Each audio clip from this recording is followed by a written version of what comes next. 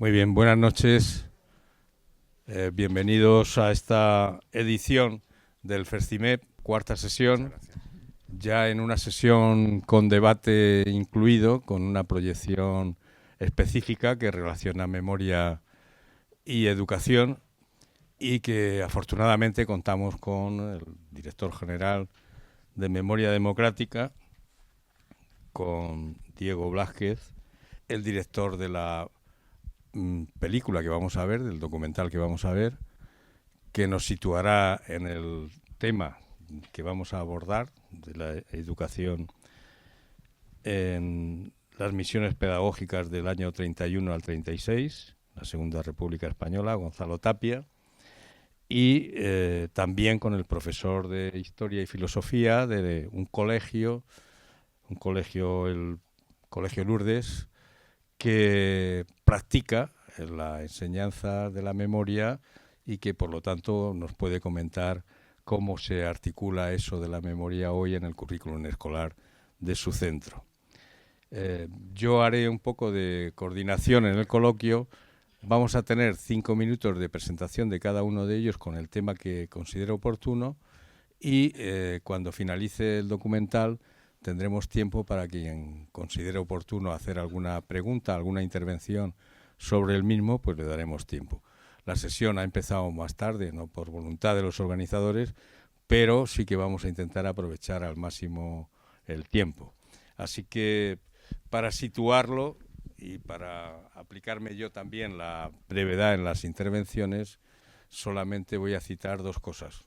Una del presente, que no me queda más remedio que hacer, y es que una del presente que no me queda más remedio que hacer por pura conciencia personal y espero que compartida, y es que quiero decir basta ya a las agresiones y a la guerra a estas alturas del siglo XXI.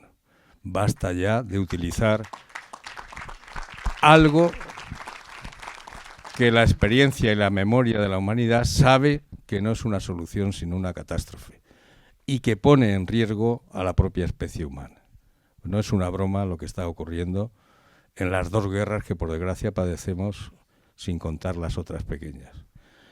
Y la segunda cuestión, como forma de introducir el tema, pues unas breves palabras que se leían siempre antes de un acto cuando se presentaban las misiones en cada una de las localidades. Un pequeño texto de Bartolomé Cosío, que era Manuel Bartolomé Cosío, que era obligatorio leer como presentación. Y cuando se llegaba a un pueblo, pues se leía este breve texto que yo creo que nos coloca en situación. No tengáis miedo. No venimos a pediros nada. Al contrario, venimos a daros de balde algunas cosas. Somos una escuela ambulante y que quiere ir de pueblo en pueblo.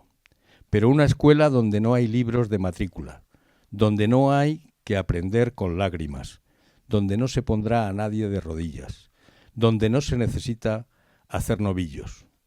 Porque el gobierno de la República, que nos envía, nos ha dicho que tengamos ante todo a las aldeas, a los pobres, a los escondidos, a los más abandonados, y que vengamos a enseñar algo de lo que no sabéis, por estar siempre tan solos y tan lejos de donde otros lo aprenden. Y porque nadie hasta ahora ha venido a enseñarlo.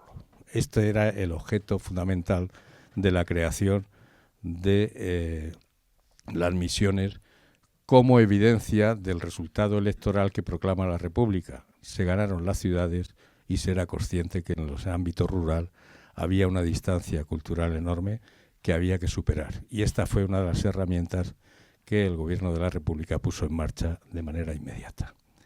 Muchas gracias y le vamos a dar la palabra. Si queréis, empezamos y rematas tú. Director, sí. Bueno, hola, soy Gonzalo Tapia, dirigí esto hace lustros.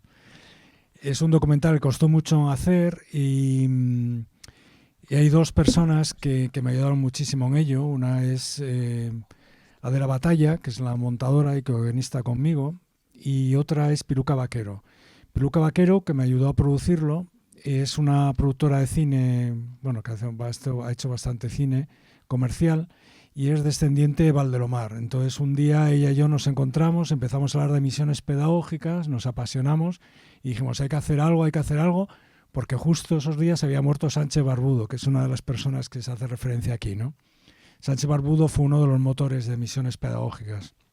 Se había muerto y entonces digo, bueno, vamos a entrevistar a los misioneros que estén vivos. Entonces empezamos a buscar con mucha labor y mucha dificultad porque en esa época, a finales de los 90, no había ningún interés por rememorar la República, ningún interés por rememorar nada. Entonces nos costó mucho encontrarles, pero gracias a ciertas ayudas en la Fundación Giner de los Ríos, ayudas por debajo, pero bien intencionadas, nos ayudaron a entrevistarles, ¿no? Quisimos hacer el documental, lo presentamos a Televisión Española, Arte, etcétera, y todas las puertas estaban cerradas.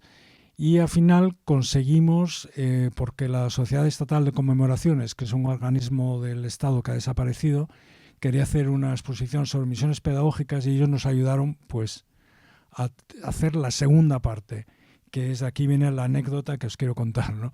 Y la segunda parte fuimos a buscar a los misioneros. Fuimos a muchos pueblos donde habían estado muchas veces, etcétera. Entonces, curiosamente, aquí veréis que los misioneros y los misionados parecen de la misma edad, pero es que simplemente fueron grabados 10 años después, ¿no? Y bueno, eso espero que lo disculpéis, ¿no? Que fue bastante desolador encontrar que una labor tan entregada, que habían puesto tanto cariño, tanto amor, esa gente pues había sido borrada y preguntabas por misiones pedagógicas y todo está hablando de los misioneros dominicos, ¿no? Pero bueno, eso es parte de España, ¿no? ¿Y por qué estoy yo vinculado a misiones pedagógicas? Bueno, pues los cantos que cantan aquí son las canciones que cantaba mi madre, los libros que salen ahí son libros de mi biblioteca, desde la República de Platón con el sello de misiones pedagógicas arrancado, ¿no? Porque no querían que se viera, hasta los libros de Galdós, de Gogol, etcétera, ¿no? Todo esto.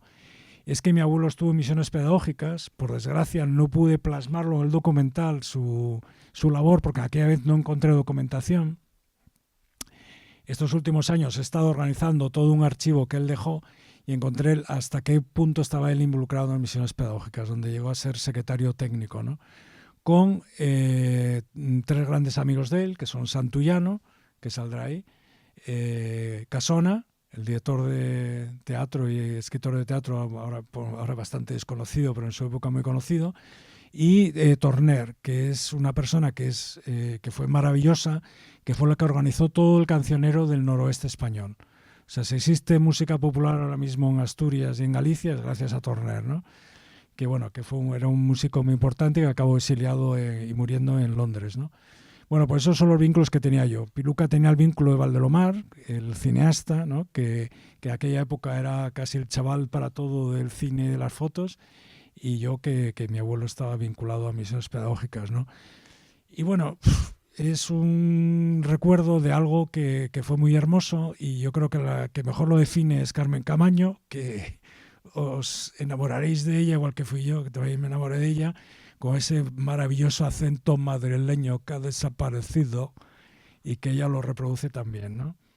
Y bueno, es que claro, yo ahora estoy viviendo en Asturias, ¿no? Entonces yo sé que vosotros tenéis más el ejque manchego que el ritmo ese pausado madrileño, ¿no? Pero bueno, todo se trata de recuperarlo, ¿no? Y nada más.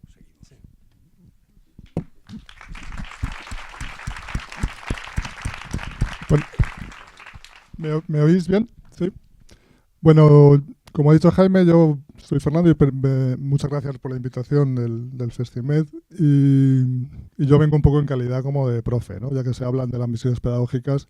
A mí sí que me gustaría, en un momento dado, a lo mejor después de la proyección, hacer como una actualización de estas misiones. Vengo de un colegio laico concertado de la Fundación Hogar del Empleado del Colegio Lourdes, y donde ahí pues intentamos bandear un poco el temporal actual, ¿no?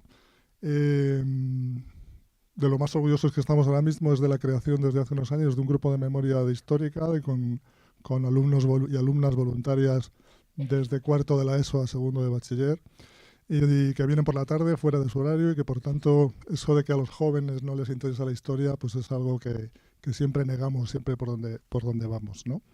Y Y la idea yo creo que es establecer también, como lo hacían yo creo que las misiones, y lo hacía también la Institución Libre de Enseñanza, la cuestión de la educación no formal, ¿no? De cómo estos alumnos y alumnos fuera de las aulas y con las actividades que hacemos, que intentamos que repercutan en todo el centro, pues me parece que es una actividad súper bonita y donde realmente es donde ellos aprenden lo que es realmente la historia.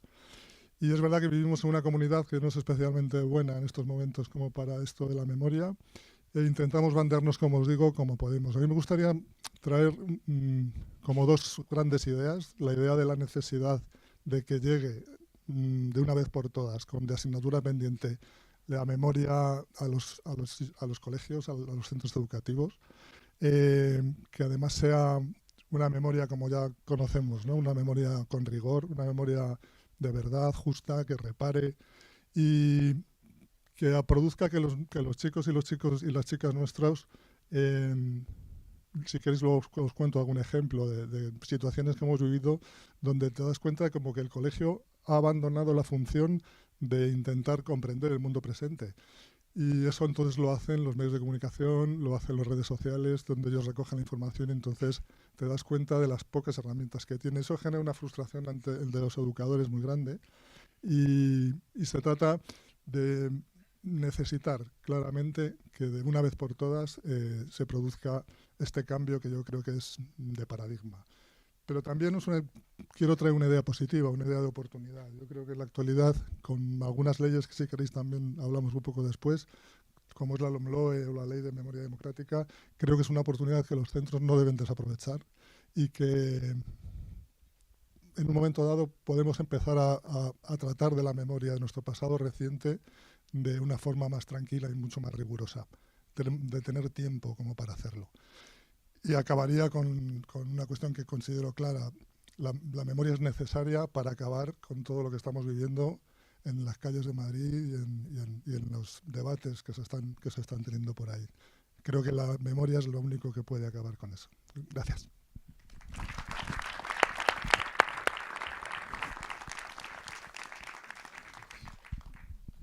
Hola, buenas noches. Soy Diego Blázquez. Han cambiado el nombre de la dirección, Jaime. Ahora es más larga.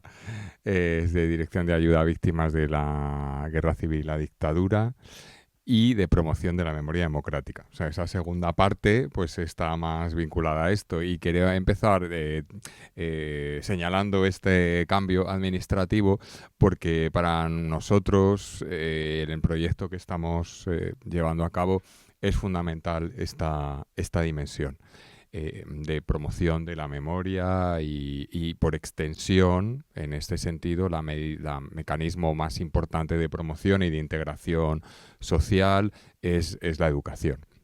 Decía Azaña que la democracia es y debe ser, ante todo, un dinamizador cultural, un dinamizador de cultura. Pero yo añadiría que no es de cualquier tipo de cultura. Y vamos a lo que has empezado señalando tú y a lo que ahora señalaba nuestro Fernando, lo que señalaba Fernando. Claro, tiene que ser una cultura empapada en los valores democráticos, los valores humanitarios, porque si no, la democracia se acaba disolviendo, se acaba diluyendo. No hay que olvidar o tenemos que tener en cuenta, por decirlo de una manera más positiva, tenemos que tener en cuenta que los sistemas políticos democráticos tienen un fundamento ante todo moral. El reconocer al otro como igual, con igual dignidad, con igual derechos, eso solo puede salir de una base moral sustantiva muy sólida. Porque a lo que tendemos es a despreciar al otro, por desgracia. No tenemos esa... no es natural el reconocernos como iguales y darnos los mismos derechos por iguales. Esto no es algo así como una concepción filosófica que podamos hacer, es que históricamente se ha constituido así. El proyecto de sociedad internacional que tenemos hoy en día, derivado de la Segunda Guerra Mundial, es el mayor ejemplo de ejercicio consciente de memoria para no repetir los graves problemas y graves vulneraciones de derechos humanos y de contra la dignidad humana del pasado. Y dentro de ese sistema internacional, el proyecto europeo está expresamente desde sus fundamentos elaborado, pensado y puesto en marcha para eso. Claro, siempre se ha dicho que el riesgo de cuando una generación vive una guerra y monta un sistema para que no vuelva a pasar es que, desgraciadamente, parece que el ser humano tiene la necesidad de que haya otra guerra X tiempo después, cuando la generación que ha vivido las barbaridades y las atrocidades de las guerras desaparece, es cuando que parece que esas generaciones que sobreviven tienen que volver a vivir ese holocausto para poderlo poner otra vez de manifiesto, ¿no? Y claro, como decías tú, así, pues acabaremos mal. Y ahí la educación juega un papel importantísimo. Y como digo, no cualquier tipo de educación. Si miramos los textos internacionales que surgen